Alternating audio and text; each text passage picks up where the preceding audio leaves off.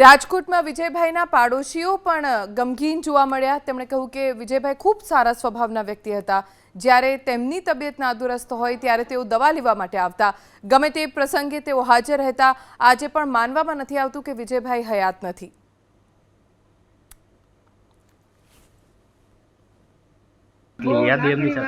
બાપા વિજયભાઈ તો હાલતા કામ પડતું મારું કરી આપતા। અમને 35 વર્ષ ત્યાં સંબંધ હતા। બહુ શોખ, જે કંઈ ફોન કરીએ તો તાત્કાલિક હાજર। અને એનો મારા દીકરાનો ફોટો હોત છે ભેગો, એમાં તમને ખબર ત્યાં લખેલું છે કે વિજયભાઈને આત્મા શાંતિ આપે, એ ભેગા બેઠું બસ શું કરીએ બાપા। હવે અમારે તો બહુ જ વિજયભાઈનો ફાડો પડ્યો, ક્યાં ગોતવા જવા।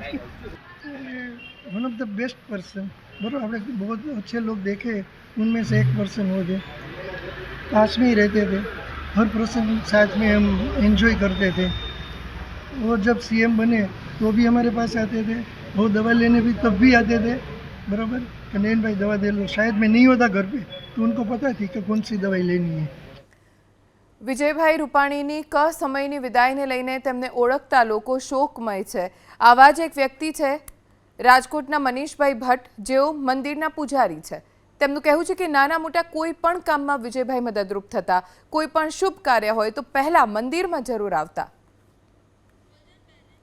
મંદિરના પૂજારી તરીકે કામ કરે છે મનીષભાઈ ભટ્ટ, અને તેમનું કહેવું છે કે નાનું મોટું કોઈ પણ કામ કેમ ન હોય, વિજયભાઈ પાસે જાઓ એટલે મદદ કરે જ। કોઈ પણ સારું કામ શરૂ કરવાનું હોય એ પહેલાં તેઓ મંદિરમાં આવતા, ધ્યાનશંકર પ્રગટેશ્વર મહાદેવમાં તેઓ આવતા, શીશ ઝુકાવતા, આશીર્વાદ લેતા મહાદેવના।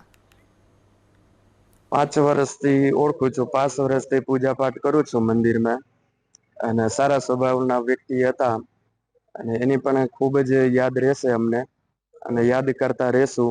આ દુઃખદ ઘટના છે એમાં પણ આપણા દુઃખ વ્યક્ત કરીએ છીએ કે ભાઈ આ ન થવું જોઈએ છે, ભાઈ અચાનક બનાવ બની ગયો છે આવું, એમાં આપણા હાથની વાત નથી। ભગવાન બધાને શાંતિ આપે છે। દરેક કાર્યમાં ભાગ લેતા હતા, જે કાંઈ કામકાજ હોય એને સૂચિત કરતા હતા, બધે પછી આવીને બધાને એનો નિકાલ કરતા હતા। મીટિંગો થતી હતી મંદિરે, બધે ધાર્મિક તહેવારો ઉજવતા હતા, બધેક રીતે આવીને સહભાગ થતા હતા સોસાયટીમાં।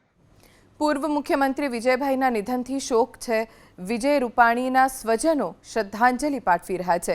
તેમના મિત્રો જેમાંના એક મનસુરભાઈ જસદણવાલાએ ભાવાત્મક વિડીયો બનાવ્યો। કોલેજ કાળ સમયના દિવસો તેમણે યાદ કર્યા। 1973માં બંને કોલેજમાં એકસાથે અભ્યાસ કરતા એ વખતના દિવસો તેમણે વાગોળ્યા। અને વિજયભાઈની એક વાત એવી છે કે અમારું એક ડર્ટી ડઝન ગ્રુપ હતું, જેમાં 12 મિત્રો હતા। એ 12 મિત્રો હંમેશા સુખ દુઃખમાં ભેગા રહ્યા છે। 12 આંકડો, 12 જણા મિત્રો, 12 જૂન, અને પ્લેનમાં વિજયભાઈની જે સીટ નંબર હતો એ પણ 12। બહુ આકસ્મિક વસ્તુ આ બની ગઈ, પણ આપણે માનવી પડે। કેમ બની એ તો ખબર નથી, પણ આ એક હકીકત છે। વિજયભાઈના જવાથી અમે અમારું એક સ્વજન ગુમાવ્યું હોય એવું લાગે છે, અને દુઃખ કેવી રીતે વ્યક્ત કરવું, દુઃખની ચરમસીમા છે આ।